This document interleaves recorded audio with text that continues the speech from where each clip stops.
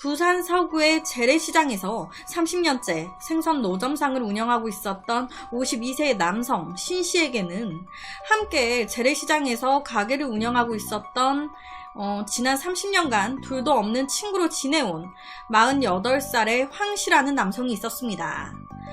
이 황씨와 신씨, 이 두 사람은요, 정말 가족만큼이나 끈끈한 사이였어요. 내 목숨까지도 내놓을 수 있는 유일한 친구다. 늘 주위 사람들에게 서로가 서로를 이렇게 소개를 할 정도였어요. 그러다 보니 이 신씨, 그리고 이 신씨의 부인은 이혼 후에 혼자 지내는 황씨를 살뜰히도 챙겼습니다. 사건은 2003년 10월 15일 저녁에 벌어졌습니다. 신씨와 황씨가 둘이 술을 한잔 했는데 신씨가 완전히 꽐라가 된 거예요. 그래서 황씨가 신씨를 집에 데려다 주려고 막 계단을 올라가고 있는데 꽐라된 사람을 데리고 올라가려다 보니 본의 아니게 실수로 60대의 어떤 할아버지와 부딪힌 거예요. 그러면 죄송합니다, 사과를 해야 되잖아요. 그런데 이때 신씨와 황씨 술에 너무 취해가지고 정신이 없었다 보니 둘 다 부딪힌 할아버지에게 사과를 안 하고 그냥 지나간 거예요. 그러니까 이 60대 할아버지가 이봐, 사람을 쳤으면 사과를 해야 될 거 아니야, 불러 세운 거예요. 그러니까 이때 꽐라 상태였던 신씨, 아니 무슨 살짝 부딪힌 거 가지고 노인네가 엄살을 죄송합니다, 정말 죄송합니다, 이렇게 사과를 한 거예요. 당연히 할아버지 열받잖아요. 이놈이 사과하는 꼬라지 봐라. 이 어린 놈의 새끼가 술 처먹으니까 눈에 뵈는 게 없냐? 사과 제대로 하라고. 그러니까 신씨와 이 할아버지 시비가 붙은 겁니다. 놀란 황씨는 가운데서 그만해, 그냥 가자, 죄송합니다, 죄송해요 막 중재하고. 그런데 이 할아버지가 화가 안 가라앉는 거예요. 막 신씨 멱살까지 잡고 난리가 났습니다. 그러니까 이때 열이 받은 신씨가 그 할아버지한테 이제 놓으라고, 놓으세요 하면서 살짝 밀었는데 웬걸 할아버지가 계단 아래로 굴러 떨어져 버린 겁니다. 놀란 두 사람은 다급히 노인에게 다가갔습니다. 그런데 이 할아버지가 숨을 쉬는 것 같은데 아무리 흔들어도 안 일어나. 놀란 황씨는 야, 할아버지 살아있어, 얼른 병원으로 옮기자 했습니다. 그런데 이때 신씨, 야, 병원은 무슨 병원이야, 미쳤어? 잘못되기라도 하면 나는 끝장이라고. 야, 아무도 본 사람 없어, 우리 그냥 가자, 예기치 않은 사고로 겁에 질린 신씨, 쓰러진 노인을 두고 도망을 친 거예요. 그리고 다음날 신씨는 겁에 질려 시장에 나오지도 못했고 황씨가 먼저 출근을 했는데 경찰이 시장 사람들을 만나고 있는 겁니다. 확인해 보니 어젯밤 계단에서 굴렀던 노인이 사망했다는 거예요.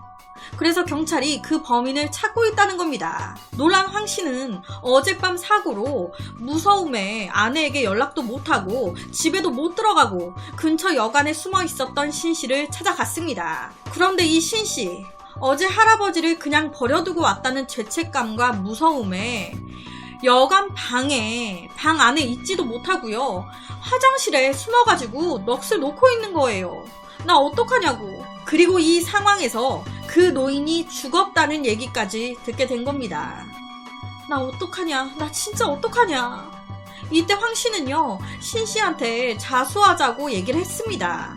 신씨야, 그냥 자수하자. 어제 일은 솔직히 말해서 사고였잖아. 시비도 그 노인네가 먼저 걸었고 내가 같이 가서 잘 설명해줄게. 그러니까 자수하자, 그런데 이 신씨 너무 흥분을 해가지고 너 지금 네 일 아니라고 그렇게 쉽게 얘기하는 거 아니야. 일단 집사람한테 아무 말 하지 말고 너는 아무것도 모르는 척하고 있어 라는 말만 남기고 신씨는 죄책감과 무서움에 무작정 부산을 떠납니다. 그로부터 일주일이 흘렀습니다. 남편의 갑작스러운 실종으로 시리에 빠진 신씨의 아내, 경찰에 실종 신고를 하고 남편 신씨가 돌아오기를 기다리고 있었어요. 그런데 평소에 이 신씨 부부가 황씨를 되게 잘 챙겨줬었잖아요. 그리고 이 모든 상황을 황씨는 또 알고 있고, 그러다 보니 이 신씨의 아내가 힘들어하는 게 좀 안쓰러웠던 거예요. 그래서 자주 이 신씨 아내의 집을 드나들면서 아니 재수씨 이렇게 밥도 안 먹고 이러고 있으면 신씨가 얼마나 속상해하겠어요. 신씨 곧 돌아올 거예요. 그러니까 재수씨도 기운 좀 차리세요. 네? 이 황씨는 신씨 아내에게 당신 남편 살아있다 얘기해주고 싶었어요. 하지만 신씨가 아내한테 절대 얘기하지 말라고 했잖아요. 그러니까 말을 못하는 황씨도 미치겠는 거예요. 그렇게 신씨가 떠나고 10일 정도가 흘렀을 때 25일 늦은 저녁 신씨는 부산 송도 앞바다로 황씨를 불러냅니다. 그렇게 황씨가 딱 나갔는데 요 며칠 사이 신씨의 몰골이 말이 아닌 거예요. 신씨는 바로 아내 안부부터 물었습니다. 우리 아내 잘 있냐? 뭐 그럭저럭 그냥 있더라. 그냥 처음부터 네 말대로 자수할 걸 그랬어. 힘들어서 차라리 그냥 죽고 싶다. 그런데 지금 자수하기에는 너무 늦었어. 그렇게 송도 앞바다에서 소주를 막 마시다가 갑자기 이 신씨 막 기침을 하기 시작하는 거예요. 그러니까 놀란 황씨가 야 잠깐만 기다려. 내가 가서 물 좀 사올게. 잠깐 자리를 뜨게 됩니다. 그리고 이때 신씨는 잘못된 생각을 하게 돼요. 혼자 남은 신씨가 자기 주머니에서 꺼낸 건 다름 아닌 농약이었습니다. 농약. 사람을 죽였다는 죄책감에 시달려 오던 신씨. 차라리 죄를 씻기 위해 세상을 떠나겠다면서 신씨는 바로 농약을 들이마셨습니다. 그리고 송도 앞바다로 뛰어들었어요. 결국 도피 생활 끝에 스스로 목숨을 끊은 건데요. 잠시 후 물을 사들고 돌아온 황씨는 갑자기 신씨가 없으니까 막 부르면서 찾기 시작했는데 농약병이 있네. 와 설마 진짜 설마. 너무 놀란 황씨는 친구를 찾아야겠다는 마음 하나로 차가운 밤바다에 뛰어들기까지 했습니다. 그날 밤의 사고가 이렇게까지. 그로부터 보름 후 황씨는 내내 닫혀있었던 신씨의 가게를 찾아왔습니다. 신씨의 아내가 이제 문을 연 거예요. 신씨의 아내는 신씨가 죽었다는 걸 모르고 있었습니다. 나라도 힘을 내야 된다. 내 남편 돌아올 거다. 마음을 굳게 먹은 거예요. 그리고 이런 신씨의 아내에게 황씨는 저 어머니가 많이 편찮으셔서 고향에 내려가게 됐어요. 라고 하면서 신씨 아내에게 무언가를 건넸습니다. 그건 봉투. 그 봉투 안에 있었던 건 무려 500만 원의 돈이었어요. 놀란 신씨의 아내는 됐다고 이거 안 받겠다고 거절했습니다. 그런데 이 황씨 이거 얼마 안 돼요. 제가 뭐 딱히 도와드릴 방법도 없고 신씨와 재수씨가 저한테 얼마나 잘해줬었는데 힘내시라고 조금 넣은 거예요. 이런 황씨의 행동에 신씨 아내 얼마나 고맙습니까? 황씨는 차마 신씨의 아내에게 당신 남편 죽었다고 신씨 죽었다는 말은 하지 못했습니다. 그로부터 석 달 후 황씨의 고향집으로 한 남자가 찾아왔습니다. 그 남자는 바로 농약을 마시고 바다에 빠져 죽었던 30년 지기 친구 신씨였어요. 아니 농약을 마시고 물에 빠져 죽었는데 어떻게 살아있는 거지? 그런데 이 신씨 황씨를 보자마자 너 이 새끼 네가 어떻게 나한테 이럴 수가 있냐? 야 네가 그러고도 친구야? 넌 오늘 내 손에 죽었어. 둘도 없는 내 목숨을 내놓을 만큼 소중하다는 친구에게 갑자기 신씨 주먹을 막 휘두르기 시작한 거예요. 신씨는 엄청 화가 난 채로 너 같은 새끼는 콩밥을 좀 먹어야 돼. 무작정 황씨를 데리고 경찰서로 향했습니다. 도대체 이게 무슨 상황인 걸까요? 아니 알고 보니까 제가 앞서 말씀드렸던 25일 도피 생활 중이었던 신씨가 황씨를 송도 바다에서 마지막으로 만났던 그날 사실 신씨가 황씨를 부른 데는 이유가 있었어요. 황씨야 내 부탁 하나 들어주라. 나 아무래도 집에 가려면 오래 시간이 걸릴 것 같은데 이 가방 좀 집사람한테 갖다 줘. 당분간 이 돈 가지고 생활하라고 해.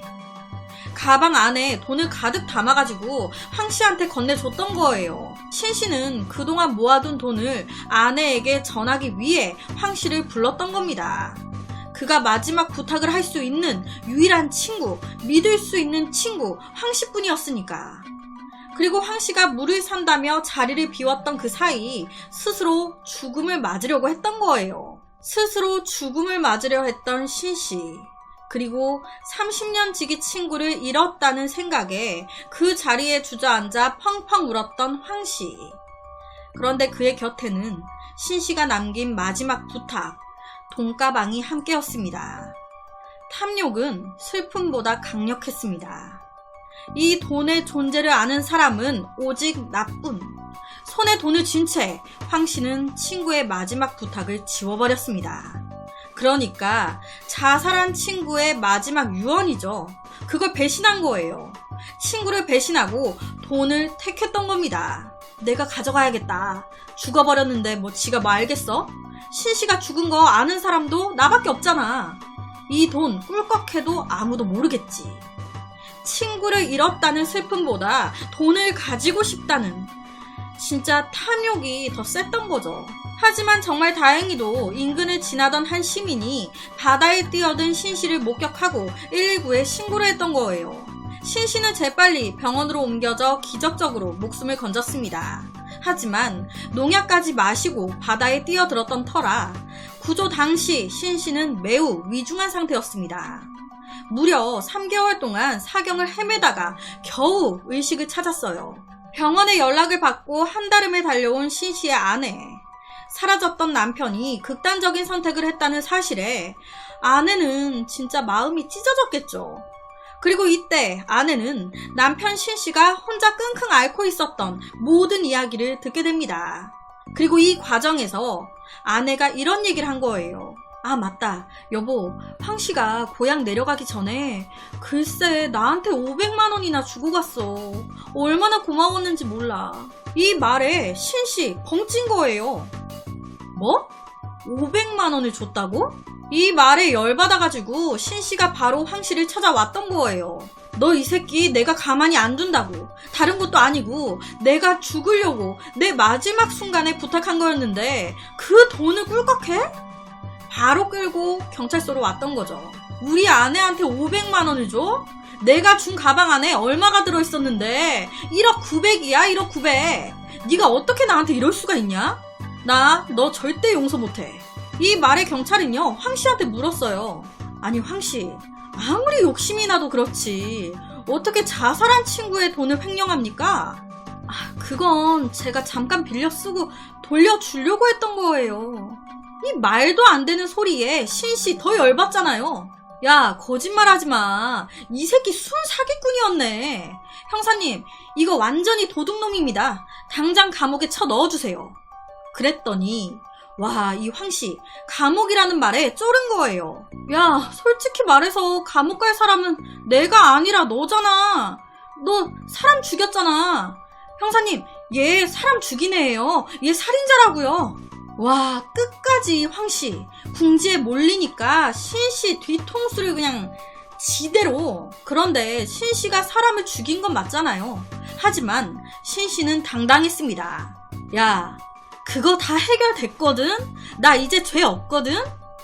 알고 보니까 이 신씨 구조돼서 치료를 받으면서 내가 살아난 게 하늘의 뜻인 것 같다라는 생각을 하게 된 거예요. 용서를 빌고 죄값을 받으라는, 그 후에 제대로 살라는 하늘의 뜻인 것 같다고. 그래서 퇴원 후에 바로 아내와 그 피해 노인, 그 할아버지 가족분들을 매일매일 찾아간 거예요. 매일매일 가서 진심으로 싹싹 빈 겁니다. 신씨가 죽음으로 죄값을 받으려 자살 시도까지 했었고 자신의 잘못을 깊이 반성하고 있는 점 등을 고려해서 이 피해 노인의 가족분들이 어렵게 신씨를 용서해줬던 겁니다. 결국 이 할아버지의 가족 측에서 신씨의 처벌을 원하지 않았기 때문에 합의로 사건이 마무리됐던 거죠. 차, 당연히 신씨는 황씨한테 내가 너 같은 새끼를 친구라고 잔말 필요 없고 내 돈 내놔. 돈을 요구했어요. 그런데 4,400만 원만 주는 거예요. 나머지는? 나머지는 내가 사업자금으로 써버려서 돈이 없어. 그냥 그러고 버티는 거예요. 이에 신씨는 바로 고소를 진행했고 경찰은 황씨를 횡령 혐의로 구속했습니다. 그리고 징역 1년 6개월의 실형을 선고받았어요.